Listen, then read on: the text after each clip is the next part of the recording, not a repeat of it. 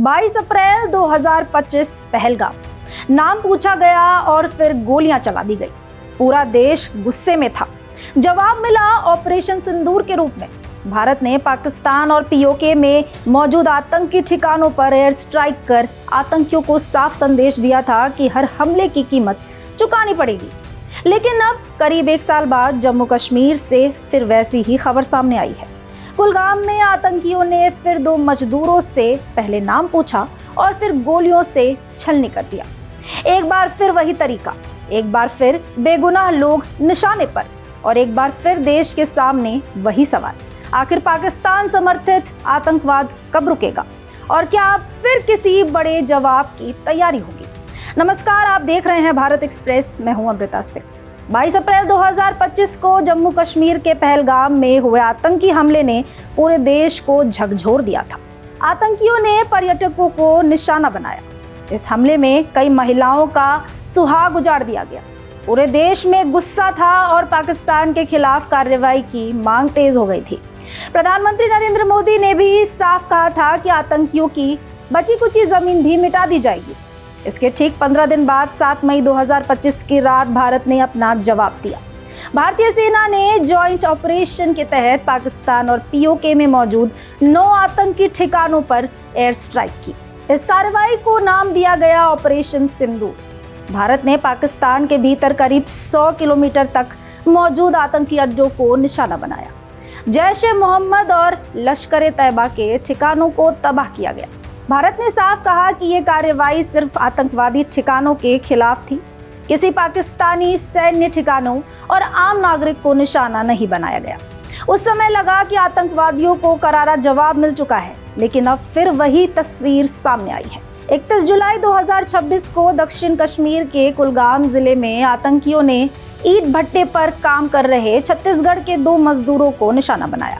आतंकियों ने पहले दोनों से नाम पूछा और फिर बेहद करीब से गोलियां मार दी। दोनों मजदूरों की जान चली गई। हमले के बाद टीआरएफ ने इसकी जिम्मेदारी ली और आने वाले दिनों में ऐसे और हमले करने की धमकी भी दी। यह 9 दिनों में दूसरा टारगेट अटैक है। इससे पहले 22 जुलाई को अनंतनाग में अमरनाथ यात्रा ड्यूटी पर तैनात एक पुलिसकर्मी की भी गोली मारकर हत्या कर दी गई थी।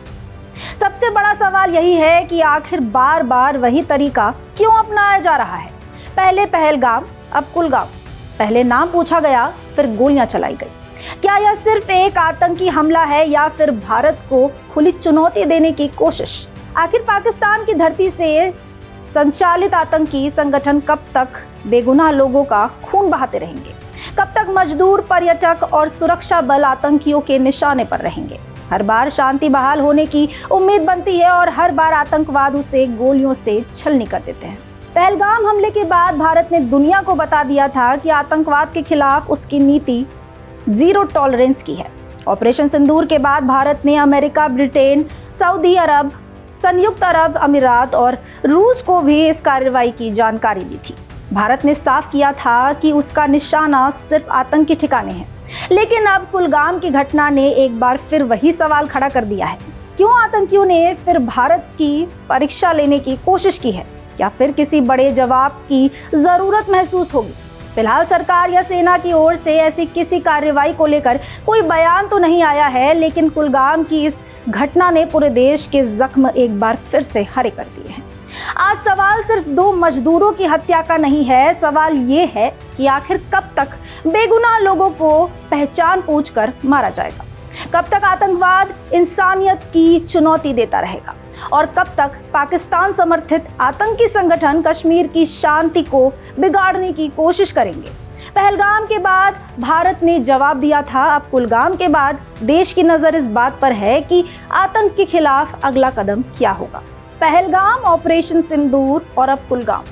कहानी बदल रही है, लेकिन आतंक का तरीका नहीं।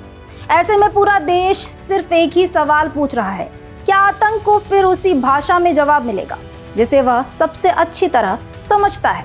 फिलहाल इस जानकारी में इतना ही। ऐसी तमाम खबरों के लिए देखते रहिए भारत एक्सप्रेस।